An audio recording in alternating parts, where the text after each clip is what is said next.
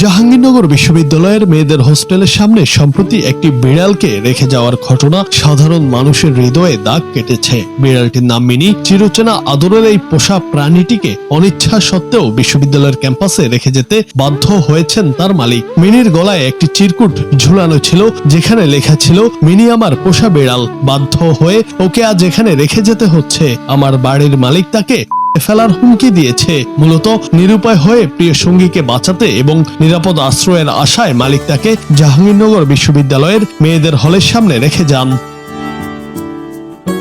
মালিকের এই অসহায়ত্ব সমাজের এক নিষ্ঠুর বাস্তবতাকে ফুটিয়ে তুলেছে, যেখানে পশু পাখির প্রতি মমত্ব বোধের অভাব প্রকট। চিরকুটে লেখা সেই কথাগুলো থেকে স্পষ্ট বোঝা যায় যে বিড়ালটিকে সেখানে ফেলে আসা কোনো অবহেলা নয়, বরং তার প্রাণ বাঁচানোর শেষ চেষ্টা ছিল। মালিক চেয়েছিলেন এমন একটি জায়গা যেখানে অন্তত মিনির জীবন হুমকির মুখে পড়বে না। জাহাঙ্গীরনগর বিশ্ববিদ্যালয়ের সবুজ চত্বর এবং শিক্ষার্থীদের পশু পাখির প্রতি ভালোবাসার কথা বিবেচনা করেই হয়তো তিনি এই স্থানটি বেছে নিয়েছেন।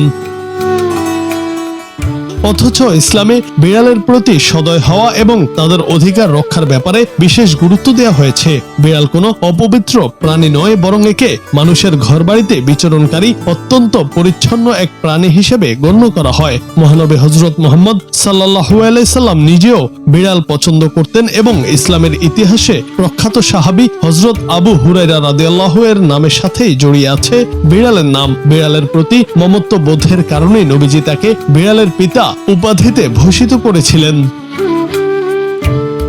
ইসলামী শিক্ষা অনুযায়ী কোন প্রাণীকে কষ্ট দেওয়া বা অকারণে ফেলা কঠোরভাবে নিষিদ্ধ।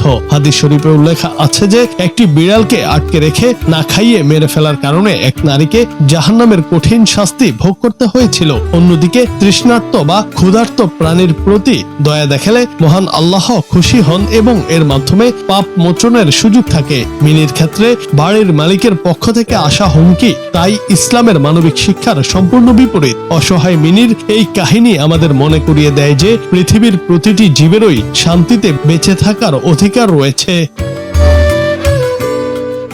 জুনায়েদ আহমেদ, বাংলা টিভি।